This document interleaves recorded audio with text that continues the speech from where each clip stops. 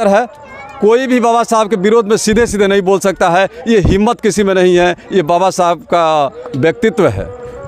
अब उसमें कैंची लगाना है नहीं, बल्कि बाबा साहब के विचारों को लेकर चलने से और पूरे जागरूकता लाने से पूरा समाज बदलेगा और आगे बढ़ेगा। सिर्फ जय भीम करने से नहीं, हम उनकी जयंती मनाएं न मनाएं, लेकिन उनको विचारों को लेकर के अगर समाज में आगे बढ़ते हैं तो निश्चित रूप से समाज हमारा निश्चित रूप से संगठित होगा, आगे बढ़ेगा। और दिखाई दे रहा है और दलित नेता नहीं थे बल्कि उनके नेता थे जो शोषित थे, वो चाहे किसी भी जाति क्या हो, सताए गए लोगों के साथ थे। उनके साथ थे। दूसरी बात मैं कहना चाहूँगा, बाबा साहब ने बौद्ध धर्म स्वीकार कर लिया।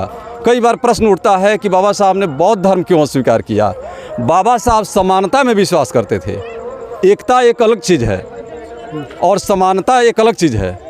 एकता होनी चाहिए लेकिन समानता मानवीय आधार पर प्रत्येक व्यक्ति समान होना चाहिए, इक्वल होना चाहिए। बाबा साहब was in the favour of equality, और इक्वलिटी उन्होंने बौद्ध धर्म में देखा कि बुद्ध के यहाँ न भगवान है, न भगवान के पास भेजने के लिए कोई प्रयास है।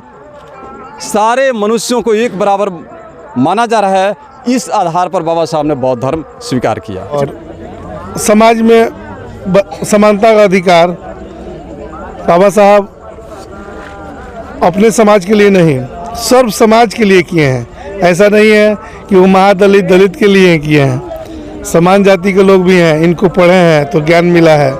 आज 87% जज के रूप में है, तो इसलिए मैं सभी लोगों से कहूँगा। नमस्कार दोस्तों, मैं विकास, आप देख रहे हैं अपना दस्तक न्यूज़।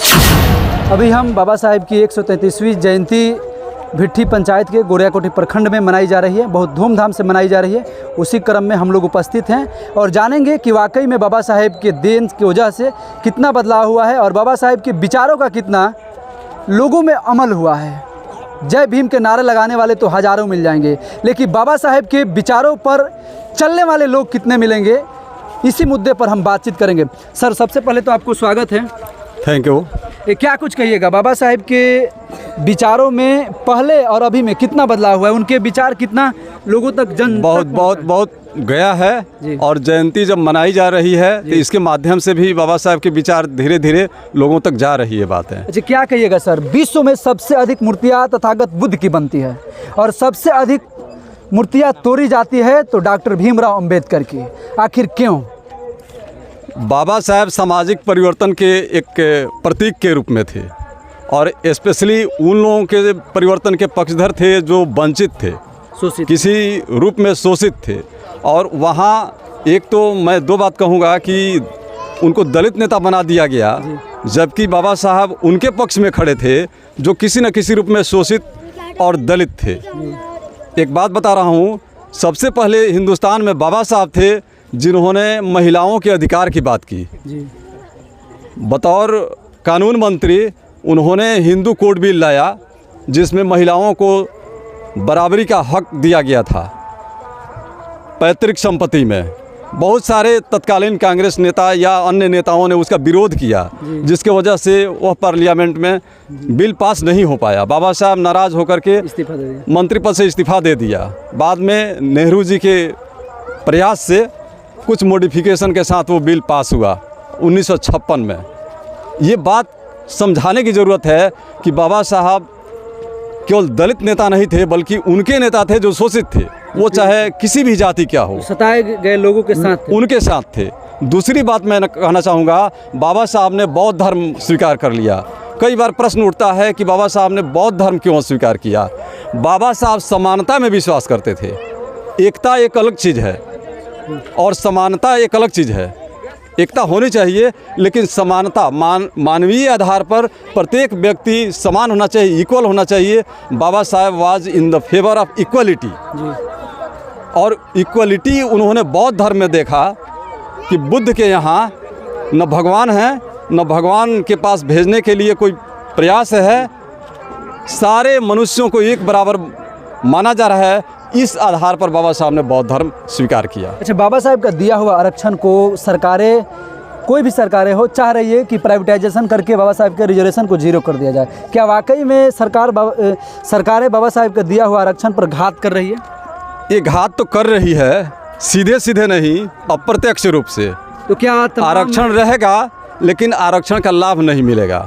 ये प्रयास चल रहा है, तमाम युवाओं को क्या कहिएगा जो लोग शिक्षा से दूर हो रहे हैं, पढ़ना नहीं चाहते हैं, क्योंकि बाबा साहब की लड़ाई कलम और किताब की थी। बाबा साहब की बात से ही हम इस बात का आंसर दे रहे हैं कि बाबा साहब 2 बात उन्होंने कहा। एक तो नारा दिया उन्होंने, शिक्षित बनो, संगठित बनो रहो और अपने अधिकार के लिए संघर्ष करो, उसको फॉलो करना है। दूसरी बात उन्होंने कहा कि शिक्षा वह शेरनी का दूध है, जो पिएगा वह दहाड़ेगा। तो हम ये युवाओं से कहेंगे कि आप पढ़िए, शिक्षित बनिए और बाबा साहब के जो भी ग्रंथ हैं, जो भी किताबें हैं, बहुत सारी किताबें लिखी है बाबा साहब ने, उसको पढ़िए और बाबा साहब के विचारों से आप अपने को संबलित कीजिए, बलवान बनाइए। ये सुभाष सर थे और इन्होंने पहले और अभी में सर बहुत अंतर है। कोई भी बाबा साहब के विरोध में सीधे सीधे नहीं बोल सकता है, ये हिम्मत किसी में नहीं है, ये बाबा साहब का व्यक्तित्व है। अब उसमें कैंची लगाना है तो अलग से लगाए, कोई अलग बात है। बहुत बहुत धन्यवाद। और आइए, और तमाम युवा लोग हैं और सर लोग हैं, बहुत ज़्यादा इंटरेस्ट ले रहे हैं बाबा साहब की जयंती को मनाने में और उनके विचारों को जन जन तक पहुंचाने में।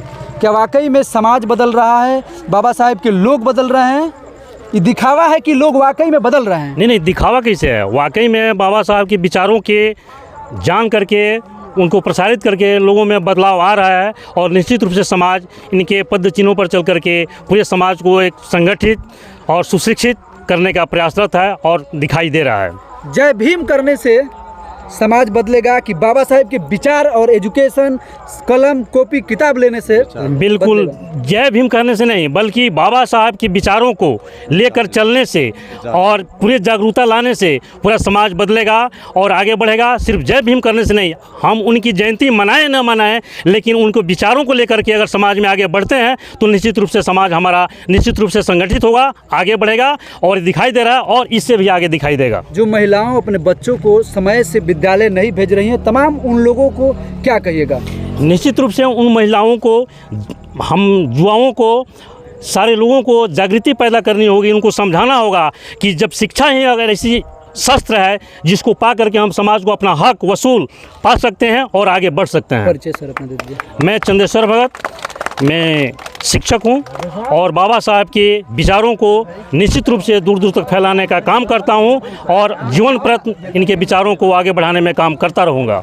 चलिए, बहुत बहुत धन्यवाद। वाकई में बाबा साहब के विचारों को जो है कि जन जन तक पहुंच रहा है, ऐसा प्रतीत वाकई में हकीकत में हो रहा है।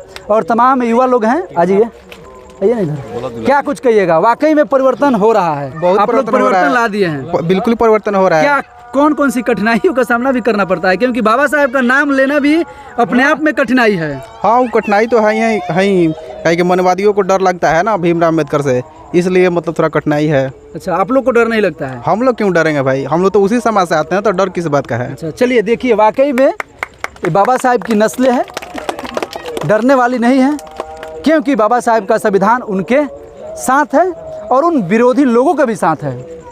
चलिए, और तमाम युवा लोग हैं और देख लीजिए, जयंती में लगभग सैकड़ों लोग हैं, तमाम माता बहनें, महिलाएं भी लोग हैं और छोटे छोटे बच्चे भी हैं।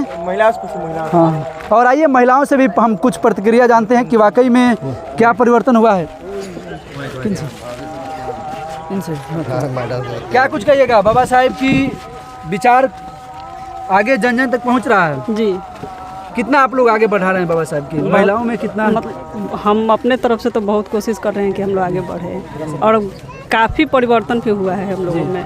अच्छा, आप लोग और महिलाओं की अपेक्षा आप लोगों को कुछ प्रताड़ना भी झेलनी पड़ती है कि बाबा साहब की फॉलो करते हैं, बाबा साहब को मानते हैं, ऐसा कुछ दिखता है क्या? नहीं जी, नहीं, पहले था, लेकिन अब नहीं, अब एकदम हम लोग स्वतंत्र हैं। अच्छा, एकदम अपने तरफ से हम खुद। बाबा साहब महिलाओं के लिए क्या किए हैं कि आप लोग इतना उत्तेजित हो जाते हैं? बहुत कुछ किए हैं। क्या जैसे? उन्हीं के देन है कि आज हम लोग कदम से कदम मिलाकर पुरुषों के साथ चल रहे हैं।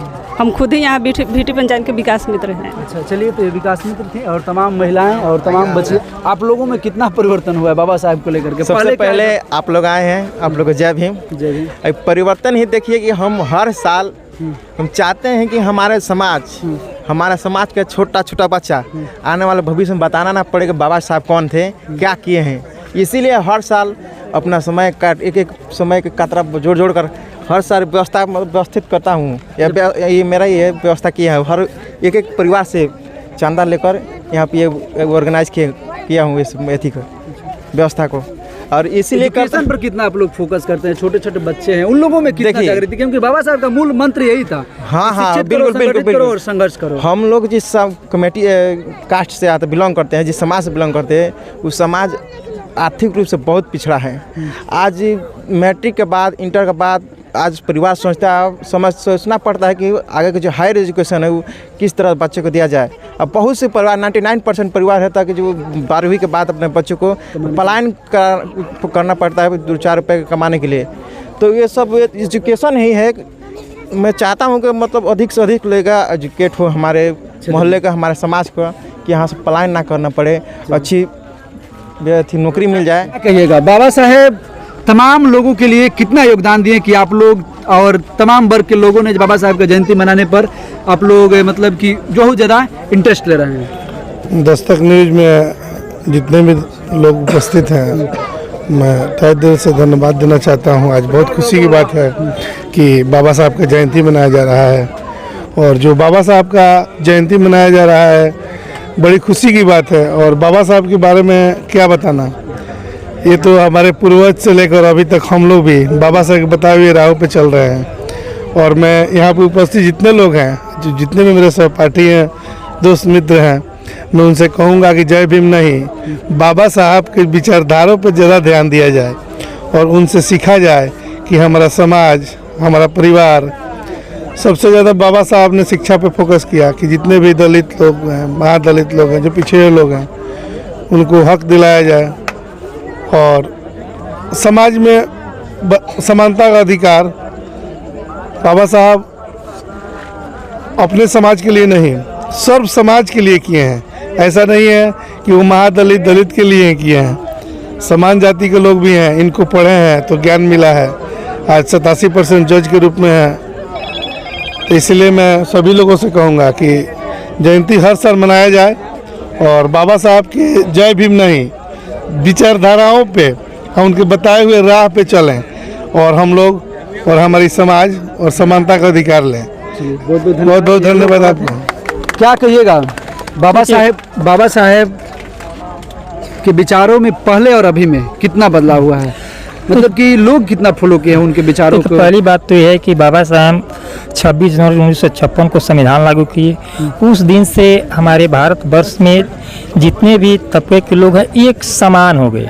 ना कोई राजा रहा, ना कोई रंग रहा, सबों को समान नागरिकता दी गई।